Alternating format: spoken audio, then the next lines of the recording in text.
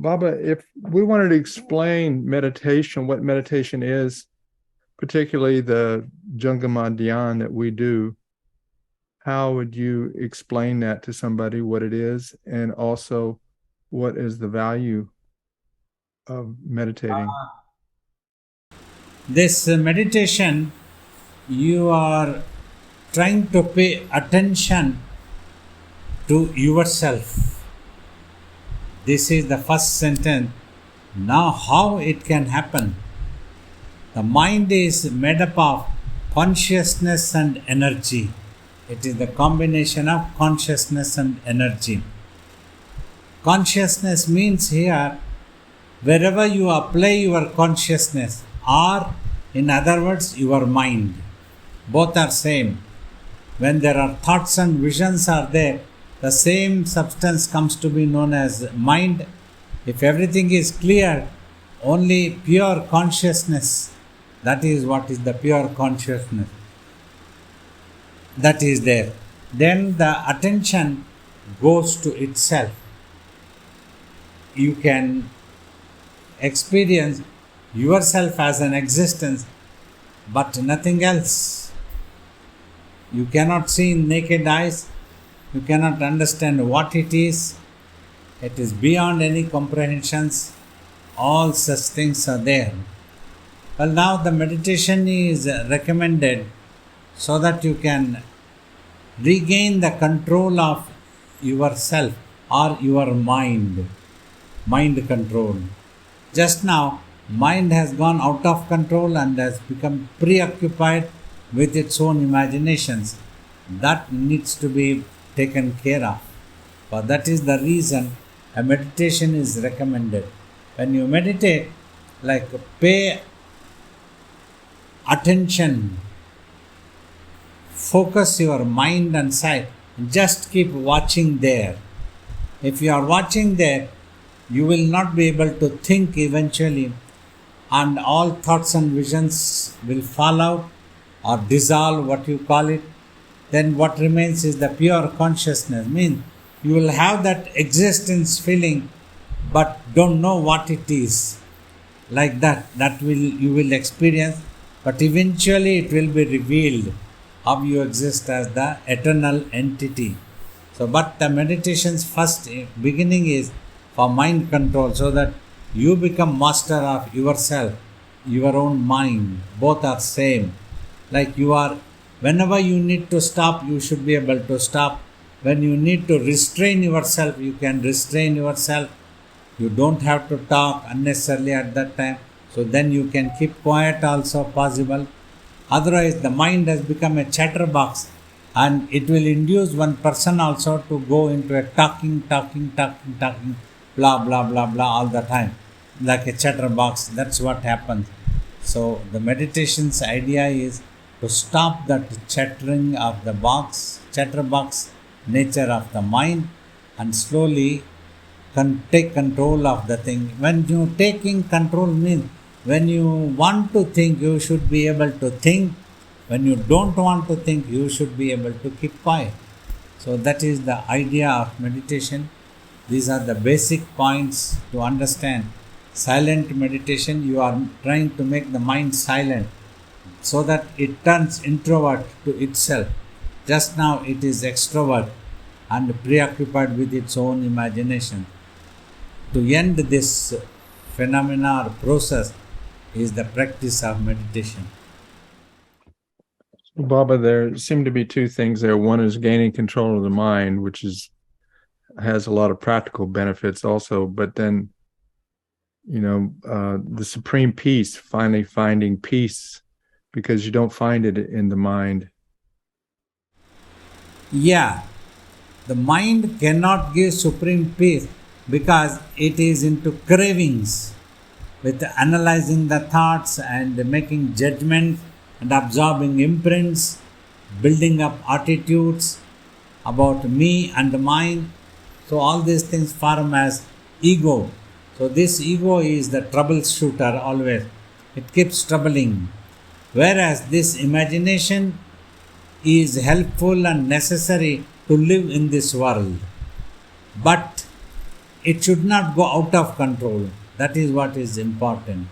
It should be under your control. When you don't have to think or don't want to think, you should be able to keep quiet. So that is the practice of meditation. Means taking control of the mind means that is what it is.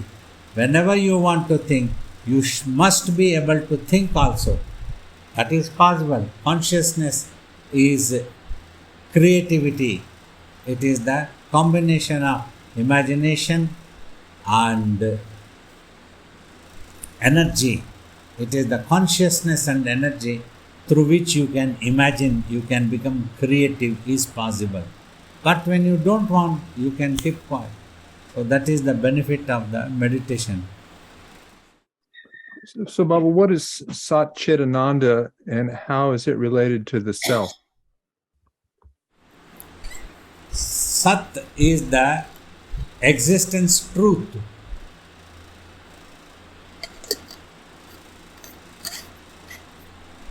And the mind or the existence truth in its consciousness is always in ananda, in happiness, in supreme peace. That is what is Sat Chit Ananda, Satchidananda, that Sat. So that is what is called Satchidananda. Means always in supreme peace, that truth of your existence, that you can always be in peace, always, at all times is possible when you practice deeper meditations. And so Ananda's bliss and Sat is existence or eternal existence. And Chit, Yes. and Chit is mind. Yes, yes. It is inside. As long as the same consciousness is converting itself as a mind, then there is no peace because it is losing what you call attention on itself and it becomes preoccupied attending to the thoughts and visions that it would have created or imagined. So then it loses peace. Then whatever comes, if you try to depend for your happiness on that, that is going to disappear. Means that is impermanent. Like this universe, whatever, whether it will immediately disappear or not disappear is not the point. But the point to be understood is, it is impermanent. One day it is going to disappear. It is going to change its shape at least, including your own physical body. So that is when you cannot have peace as long as the mind is active. Only when it becomes totally quiet, then there is peace. So if you can keep yourself quiet at all times, then you can be quiet and you can have the supreme peace. So now, as long as the body is there, when you need to live in this world, so you can imagine a little bit and then you can live in this world, but you don't have to lose control over the mind. So that is important. So how can you be active in thinking in the world and remain in supreme peace? You see, like this, you keep only a little bit of consciousness in touch with the brain, and when you need to think, just think that much. Don't allow the mind to further go into further imaginations of anxiousness or brooding. Once you have thought, that's over, then you quiet. So like this, if you practice meditation, then eventually what you can achieve is, you will not absorb any imprints.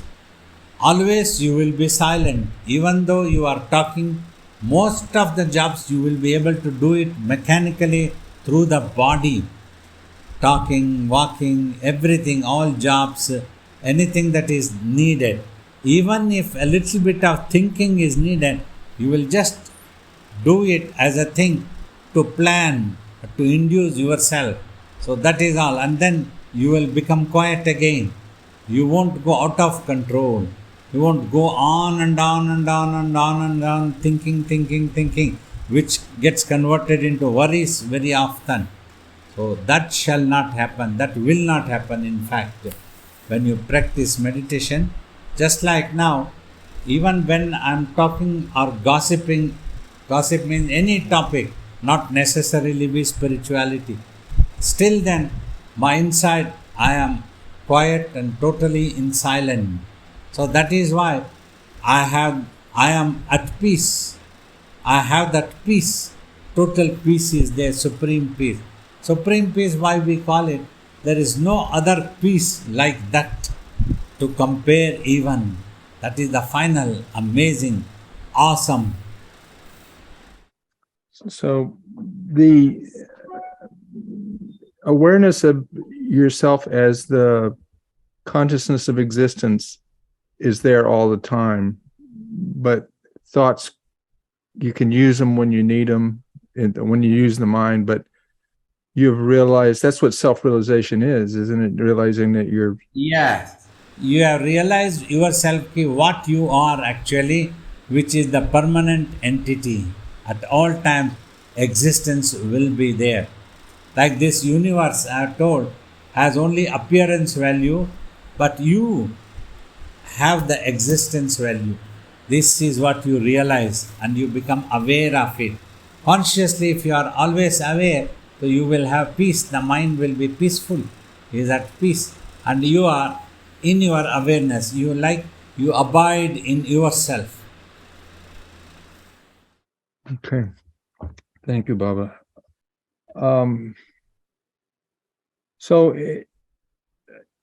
this term Ankura, are you familiar with that? Ankura, the sprouting of I amness. Yes. What is that? Where does this, because apparently there's the I amness, but something's even watching a witness to the I amness too. See, on one side, when you meditate, you will be able to notice or become aware eventually that I, where there is no imagination, but simply you feel that you exist without any imagination. You don't even call it as I or me or mine, nothing. Just you exist. You are aware of that. That is totally peaceful, because there is no craving, there is no desire. It is totally contented, at peace. But what has happened? From the same consciousness of existence, a thought has arisen as I. When that thought has arisen, almost instantly it forgot that it is and was and is and always that only. But instead, it imagined about itself as a personality, as an ego, which does not exist. That's what I always try to call individual imagined self, which does not exist. It is always in a particular form, like the form of a body, or form of an Indian, form of an American, form of a Christian, form of a Hindu, that type of things. All such form of a businessman. When you start thinking I am a businessman, means that ego crops up. Oh, that I gets into a shape, that I is a businessman. So that gets converted, you see. So the reality is lost temporarily. The awareness about the truth of existence is lost. So then it gets involved. Then when that imagined self, if it is threatened, so then it becomes agitated, it loses its peace. Oh God, somebody is going to stop me from doing my business. He does not want me to do any business. I am a businessman. I have to do business, otherwise how can I earn? So you become insecure. Otherwise, this real I, nobody can disturb, nobody can talk anything about that. Nobody knows. So that's what Ashtavakra told when he entered King Janaka's court. So because he had 8 deformities in the body, so he could not walk straight. So he used to roll down. So then watching that, people, the courtesans, they all laugh at him. So then Ashtavakra tells, O king, I thought in your court people are wise, people are here. But what I can see is only all foolish people. They are laughing But in their thoughts, they are thinking they are laughing at me, whereas they don't know about me at all anything. Watching this body, they are thinking this body to be me, whereas this body is not me. Like that he tells. So that is what happens. So, Baba, even if on a gross level, you could say, I am the body, but how about on a subtle level? Even you could say, I am the light, I am the bliss. There's still that's still ignorance, isn't it? Yeah, you see, that is how the illusion has arisen and given rise to the me and mine things. About me also, that's what has happened. When even whereas the consciousness is pure and totally infinite, it looks as if it is there and it is not there. That type, that is what the real self is. But from the same self, like now we take the mind, when it is pure consciousness, it is infinite.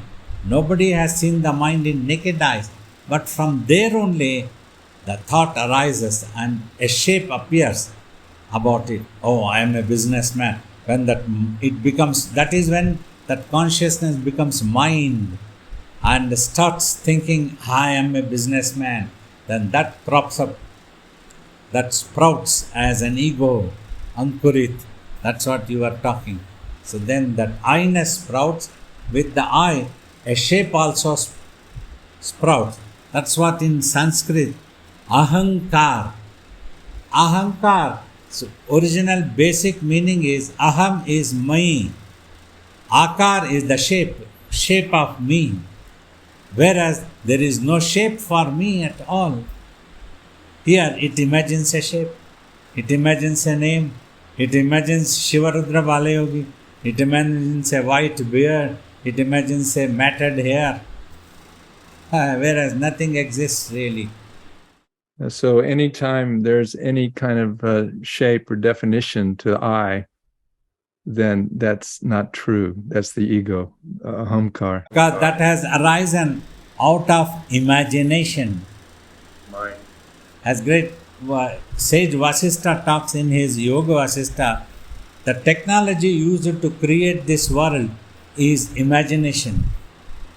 See, for some people, simply imagining may appear as a very ordinary quality, but we have repeatedly tried to tell our consciousness, the mind has quality to imagine, which is not an ordinary thing. It is the creativity when it rises to the highest pitch.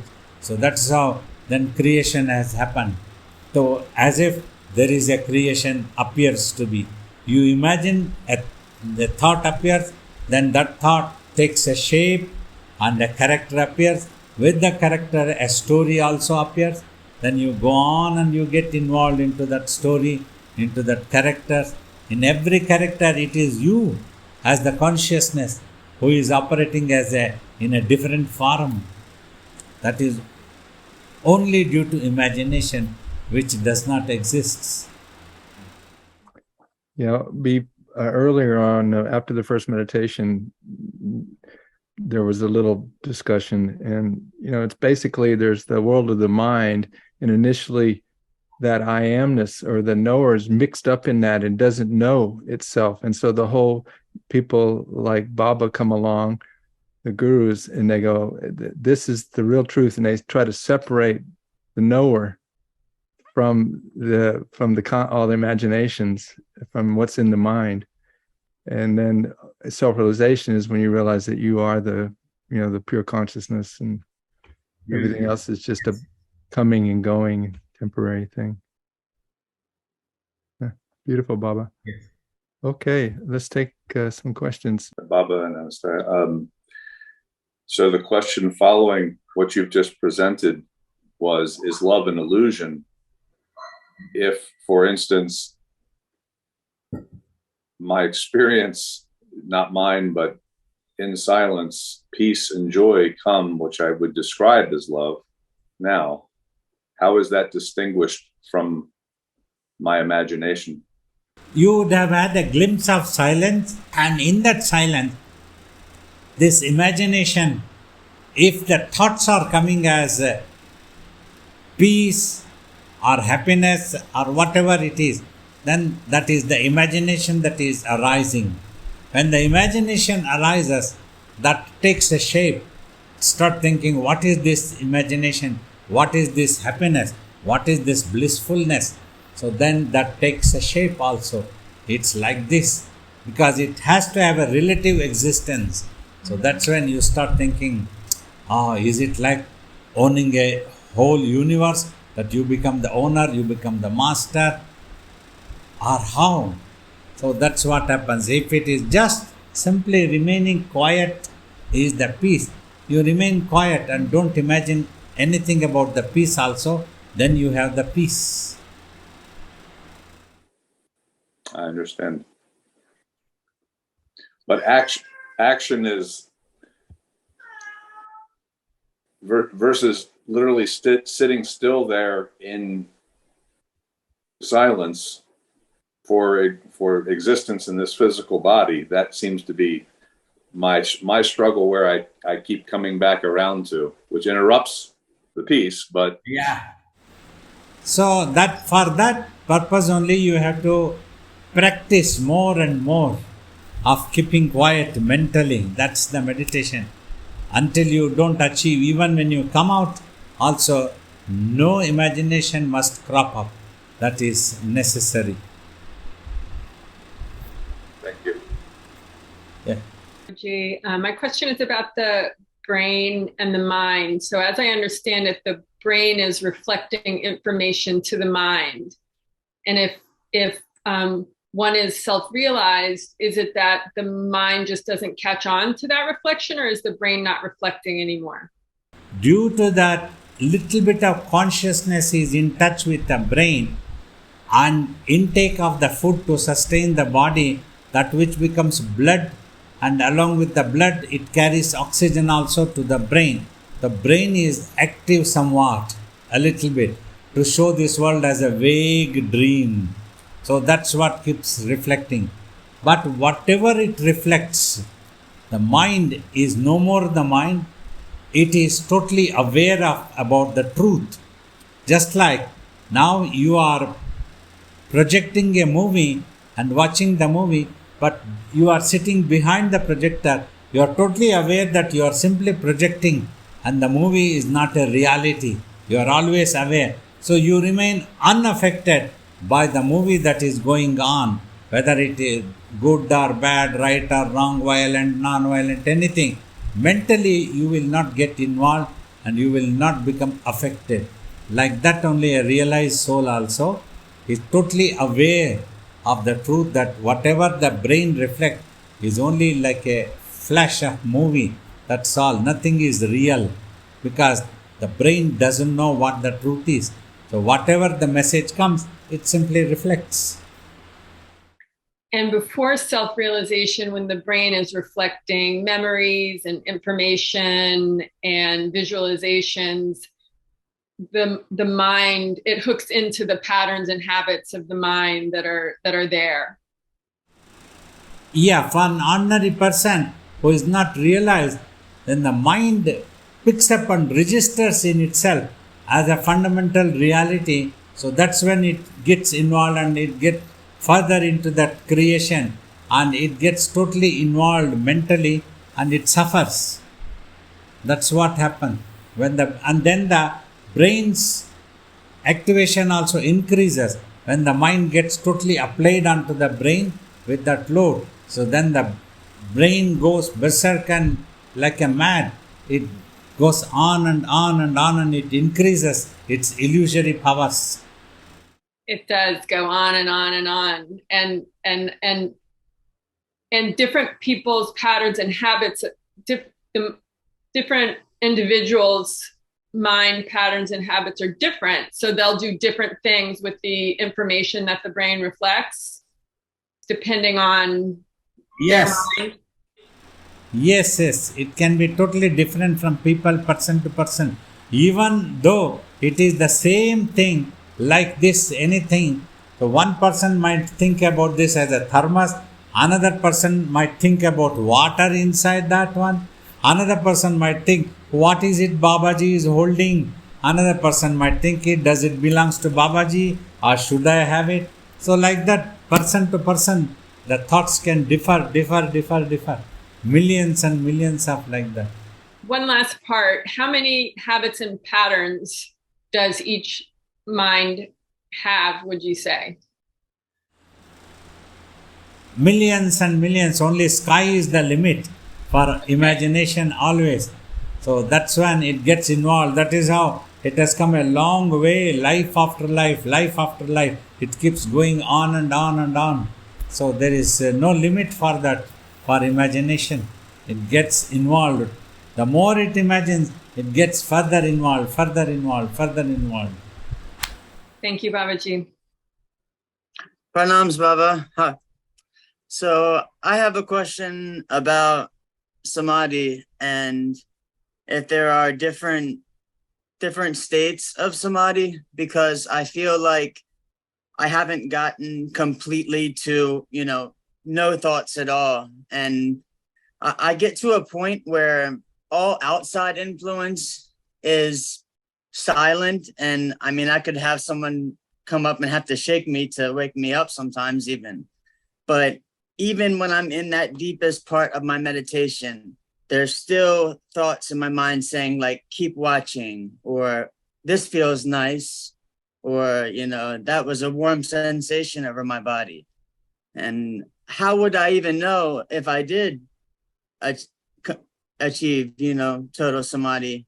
Because how would I know that? When you are into total samadhi, no thoughts come at all. Not even a single, not even about the I or I existing. But simply you exist. But you don't have the thought that you exist. Everything disappears. Total stillness happens. That is what is samadhi for long time. When you are able to keep it like that, then when you come out of that meditation also, naturally it will remain in that samadhi. It doesn't spin or waver or any such thing. Nothing sprouts out of that consciousness. Simply a consciousness of existence. In the awareness you abide by within yourself. So that's what happens. That will come one day. So you are doing better to continue with this meditation. Slowly give up. Just watch also. Instead of thinking, just watch. Okay, yes. Thank you. So once the samadhi is achieved, it doesn't go away. You can return to the world and act through yourself. Yeah, as long as the body is alive, you can happily move in the world. You can have any way of life, but you will remain unaffected inside mentally. And you'll know it yourself, right? You'll know it. Okay. Definitely. Thank you, Baba. Baba, can I follow up on that just quickly? Okay. Generally, the two most common types of samadhi that we hear about are savikalpa and nirvikalpa. Is savikalpa a temporary state of samadhi and nirvikalpa a permanent state? Or yeah, in my opinion, what I have experienced or understood from Swamiji, savikalpa samadhi is mind might become single pointed, might give up millions of thoughts, but sticks to one thought always. Like if you are repeating a mantra, repeating the name of God, any such thing, then it can get stuck there. So then it becomes quiet in all other fronts. All other millions of thoughts all disappear.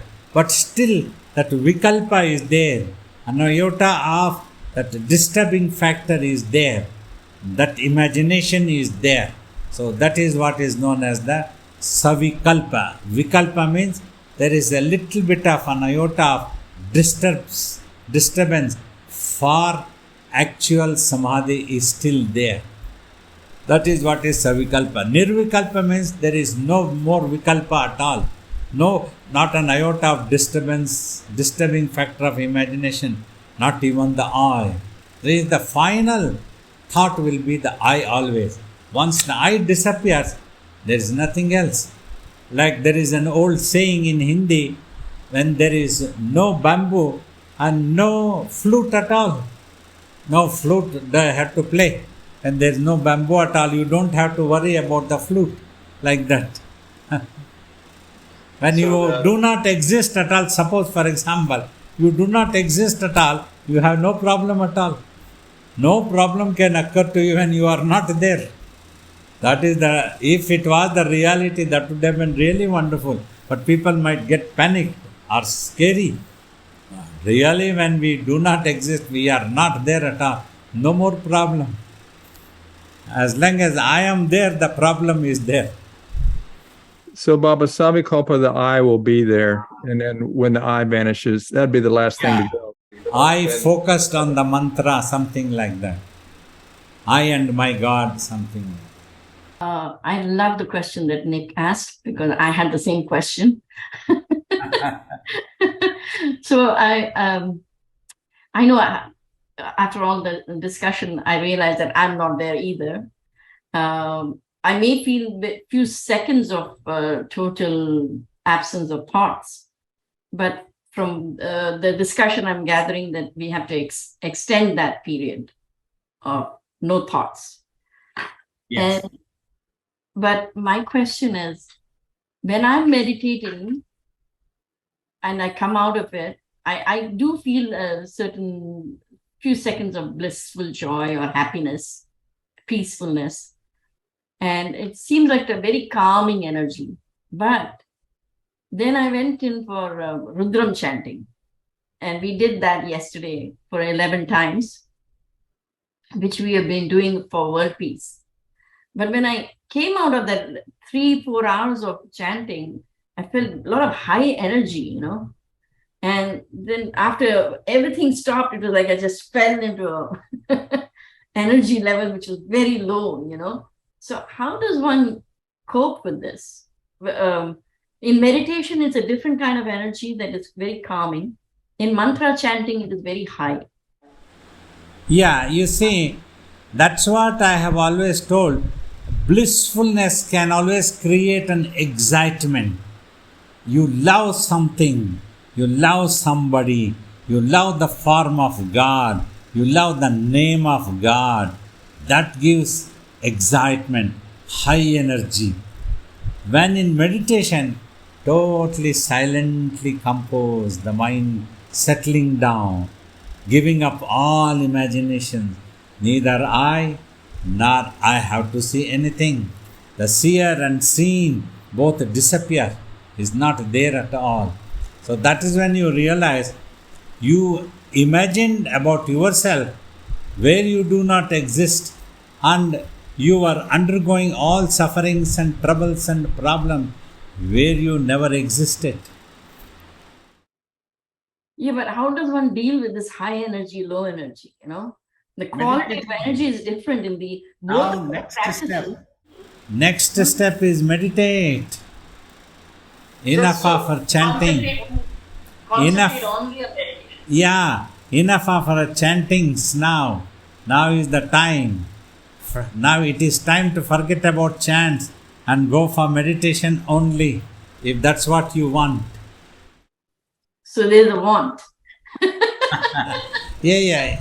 You see, to get rid of other thing, you need to want about composed energy, composed experience. Then you jump to that. Then stop thinking that I want and then do it. Become quiet. Be meditating. Practice. So chanting is also a sadhana, right? It's a... Yes, it is sadhana. It is sadhana. When you have come to university level, so you cannot reject the nursery, kindergartens. That is also a level of education. You needed that education also. So when you were troubled by millions of thoughts, you needed the chant so that your mind can single-pointedly hold on to the chant, God's name. It is the divine. Like that, with that imagination, it holds on and gives up all other thoughts. So that's why that was also needed. But now, if you are feeling this composure and the high energy differences, you want more peace, then you become quiet. Give up that also one day. Just go on meditating, remaining quiet. Practice, practice, practice. So you will be led towards self-realization. So once that samadhi level is reached, then you're able to cope even with the high energy, because you're mingling with devotees and lots of bhajans Once that you you're have already gained on. total control of the kingdom, you can deal with all uprisings. Okay. Now, this samadhi, savikalpa samadhi, nirvikalpa samadhi, is there a time period that, because if you're saying in nirvikalpa samadhi, there is no I, there is no want, then there's no use for the body. Is that why Ramakrishna Paramahamsa or all these saints had a little desire so they could be in the body? And how long does one experience the savikalpa samadhi? Does it? You see, by a nirvikalp samadhi, you obtain the expertise that you will never get carried away by anything. And afterwards, when you come out, like I have told, we keep a little bit of ego of Guru or anything about the Guru's message. Like that, we keep a little bit of consciousness into the touch of the brain. But this will not affect us. We know that very well. We are directing a movie. When we are directing, we know that very well. Everybody acted there as I directed, as I wanted. They acted. And when the shot was done, I said, cut. That's it, enough. Finished. I don't get involved with the shots anymore. I know that it's not a reality. So when you achieve Nirvikalp Samadhi, that's what you will know the reality. But yet, if you have a mission, if the divine wants you, if you get inspired that you want to share with others what you experienced as Nirvikalp Samadhi, such truths, then you can keep in touch with the brain, a little bit consciousness, and yet you will not get carried away with that. Okay, but when you say keep in touch with the brain, it's not something we are doing voluntarily, right? It's just automatic. It is very automatic. And I have no control of whether I'm detaching from the brain or not. I don't even know when I'm detaching from the brain. You will slowly narrow to a small ego. Just now, for an ordinary person, the ego can be of 100,000, millions of thousands of shapes that it takes, but you will simply narrow into one thought about a God, about the truth, about a guru, something like that. It will be very small, which will not be troubling you all the time, but it will help you to live in this body. So that's what happens. Then you can remain unaffected. This thing, as you come to that stage, you will definitely learn. You will know that. You recognize. Yeah, you will know that. You will know that. Thank you. Pranams, Baba. There's a first story you told a friend of mine that I found very helpful and interesting, and I'd like you to comment on it. You were walking in a very peaceful place, and they asked, Baba, we're walking here under the woods, and who am I talking to? And your answer was a robot. And then they said, and who is the robot talking to? And you said, a ghost. And the reason I find that very amusing is if we associate mind, body, ego, even the world with a ghost, who wouldn't want to leave the ghosts behind once and for all? So if you When I would have told ghost, what I meant was the substance that doesn't exist. That's what a ghost means. Yes. Well, the irony is, who could not want to leave a ghost behind? We've never associated anything good with a ghost, so why keep it? It's Yes. funny. That's the practice. To become quiet is the meditation. You become quiet. You don't keep anything. Because you sometimes tell the story of the guru asking the devotee to go and take the ghost out of the tree. And you told that a month or two ago. I find that story sort of connected to this little conversation you had in the woods with my friend. Yeah, that was created by the Guru to test the discipline and dedication of the disciple. So before that one, that's how the tests are kept for that one, so that the disciple understands and goes into final meditation actually. So that's how it happened. So wonderful. It's nice. Babaji. So my question is not about samadhi, but I'm still stuck in this artificial reality we have created. So Babaji, in this imagined reality, or so-called imagination, we have created rules for this existence of hunger, of security, of fear. But there is always a certain fear. I have not got my food, or I need something, I need security. How do we make that leap to get beyond that, Babaji? So all these get created by insecurity. Like when you have imagined about your existence, then you want to secure that existence always. Whenever that is threatened, you suffer or you become threatened, you go into a conflict or you feel intimidated, something like that. Like you have imagined about yourself, then you become hungry. So then that hungry threatens you. Then you are scared. What if I don't get a food? What happens? So like that. At that time, every time you start thinking courageously, after all my head is going to be cut. That's all. If I am going to be hungry, if I don't get food, if nobody feeds me, and this body will die. That's all. Let it go. If at all, if the divine wants to keep it, he will provide the food. So that's what it is. Like that, courageously thinking is necessary to gain inner strength so that you can meditate and eventually lose all these intimidating effects within that you have created because you have imagined about yourselves, and that is so strong. So that is why the mind doesn't want to die down. It doesn't want to give up imagination. In meditation also, sometimes when a silence comes, many people feel scared. They say that that's very scary when it is totally silent.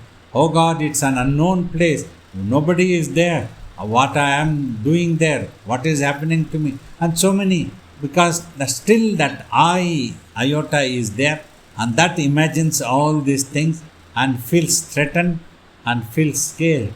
So once you overcome this effect, then it will be possible. Hungry will be there as long as the body is there. Hunger will happen, but you will not feel threatened. You will try to obtain a food. That's what the difference will be. You will try to obtain a food.